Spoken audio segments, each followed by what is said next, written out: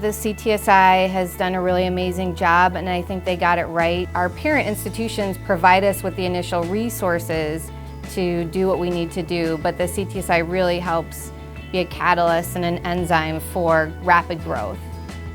The Clinical and Translational Science Institute creates a seamless research engine in Southeast Wisconsin, connecting local institutions.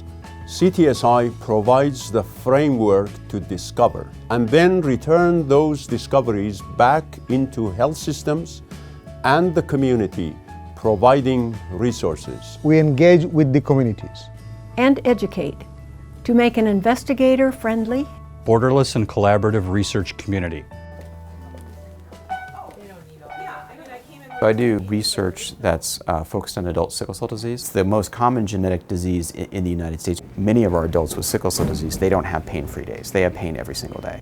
Maybe there's going to be 20 years before a cure is available or longer. What happens in the meantime? So we're looking for a good objective outcome measure to see if our drugs are actually working. That's actually the heart muscle. And we're actually measuring blood flow down to the level of the capillary.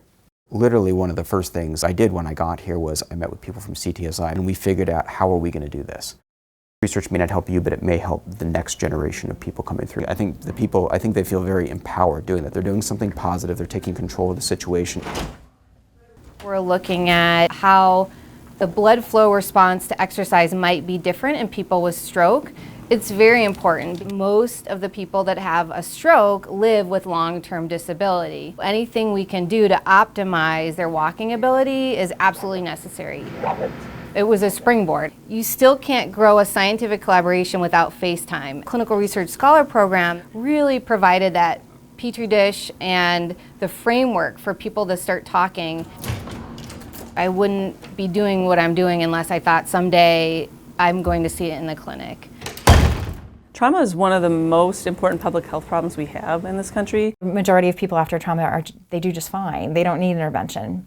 But about 1 in 4 and 1 in 5 people do. How can we better identify those people at most risk for long-term problems so we can help them early on and try to prevent PTSD? CTSI, one of their big missions is connecting researchers to each other. We met here at UWM. They had a brainstorming session for imaging, and Chris Larson and I ended up in the same group. I think the emotion table, it was called.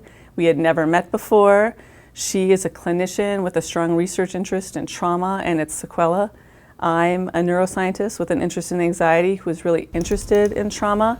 It's the most important collaborative relationship of my career, and it was just through CTSI.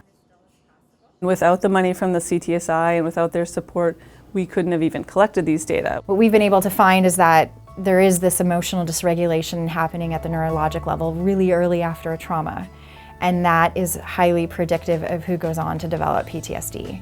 These investments could ultimately help millions of people. CTSI is working hard to make sure the only boundary for science is the distance between the question and the answer, the patient and the cure.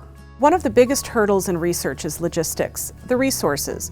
To help, CTSI has created translational research units, fully functioning clinical nursing units with expert staff that are able to implement all clinical aspects of research studies. These units supply the foundation needed for any research.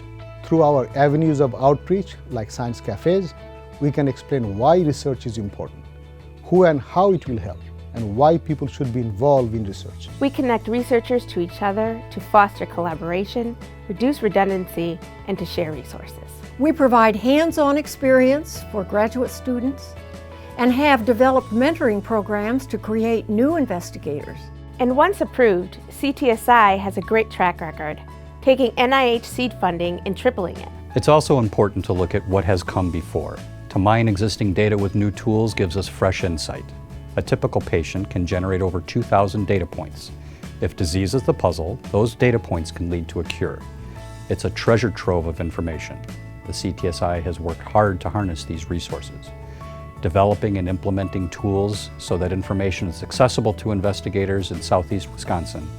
These resources are shared among our regional CTSI partners and other national collaborations.